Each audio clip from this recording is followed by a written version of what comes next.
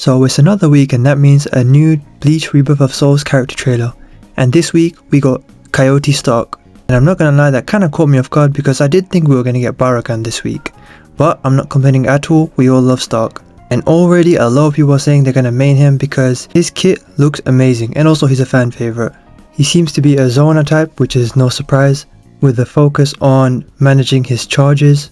And also it seems that his awakening changes him from a long range type to a short range type. So I'll just break down his moves quickly, as well as his awakening, and what I think we'll see next. I'm your boy Kaizen, like and subscribe. I just hit 1000 subs, but I'm trying to hit 2000 as soon as possible, so join me and hit that like button. But with that said, I'm your boy Kaizen, and let's get into it. So firstly, his signature move, which he is heavily reliant on, is Alma Karma. And it's essentially just him charging, which is important for him because that's what all his moves are reliant on, how much spiritual pressure is charged up. But I'll just read it out for you.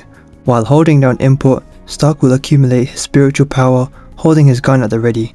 In the normal state, Stark expends his spiritual power when activating Dashing Quick Attack, Flash Attack, and Special Flash Attack. It's important to secure spiritual power regularly by activating this move.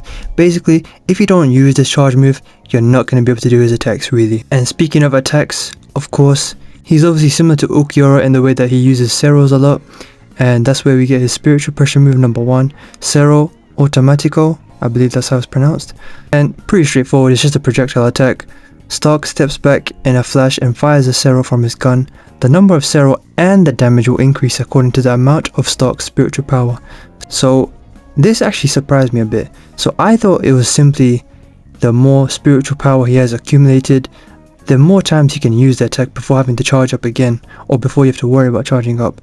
But it seems that it's not only about the amount of attacks, but also how strong they are. So it's going to be very important to charge whenever you can.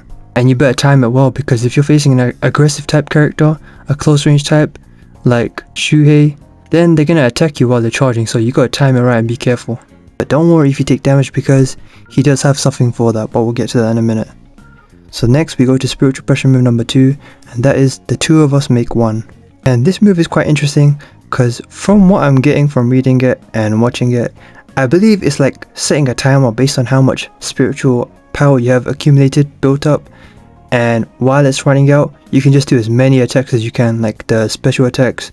Well, it states the Dashing Quick Attack, the Flash Attack, and the Special Flash Attack. But yeah, I'll just read it out to you. Stark's spiritual power will decrease little by little after activating. Until the spiritual power is decreased to 0, Stark will not expend his spiritual power when activating Dashing Quick Attack, Flash Attack, and Special Flash Attack. So I guess let's say you have enough to last, like, I don't know, let's say 10 seconds. For that 10 seconds you can just go crazy with as many of those attacks as you can. So that's really cool if you want to finish it as quick as possible. But then we go into his awakening. I wish we saw more of his awakening footage, but we just have to go off what little we saw and the description. But essentially this not only changes his fighting style from long range to close range, but it adds in these blue flame wolves, which I believe he attacks with, which do a lot of damage. But also you can like sacrifice the blue flame wolves to gain Konpaku, which is very useful, and it will keep you in the fight while also dealing out damage. But I'll just read it out also. Stark's performance is enhanced by releasing Los Lobos with Resurrection. Unlike the normal state that fights mainly at long range, Stark's fighting style changes into close range after awakening. Stark will be able to activate powerful attacks by using Blue Flame Wolf that will be stocked in exchange of his own Konpaku. Sorry, that spelling was a bit weird. But yeah, I believe it's saying you can sacrifice the wolves for Konpaku, unless it's saying you can sacrifice your Konpaku for the wolves, which I don't think it's saying. But yeah. And also I believe it suggested that he also deals out more damage in this state, which makes complete sense. I mean, this is awakening. And that's pretty much for his breakdown. But what I was surprised by was the fact that we didn't get Baragan, because I thought we were going to get the last 3 Espada in order. But what I realized is they are trying not to be predictable with these character trailers. Like we got Halibel, and I was so certain it's going to be Baragan for number 2 and then Stark. But also I thought we were going to get Stark last month, so I wouldn't even be surprised if next week we don't get Baragan, we get like Dangai Ichigo or Yumichika. Now Yumichika and Orihime are the ones that people aren't sure about, especially Orihime. I think people are surprised we aren't getting her. Well, it seems like we're not getting her, but then she's such a heavy part of the game and on the main menu screen and all that stuff, and obviously part of the story mode, so it's very odd. I believe down guy Ichigo is a must. He won't be DLC, there's just no way. And Baragon, some people saying maybe he will just be a boss fight in the game, similar to Yami, especially Yami's giant form. Yami's another one is questionable, but I think at the very least his giant form will be a boss fight. But one thing for sure, we'll get Dangai Ichigo, and I think there's time for one more, like another weak trailer, so I'm gonna go with Baragon, even though we don't see much of his moveset.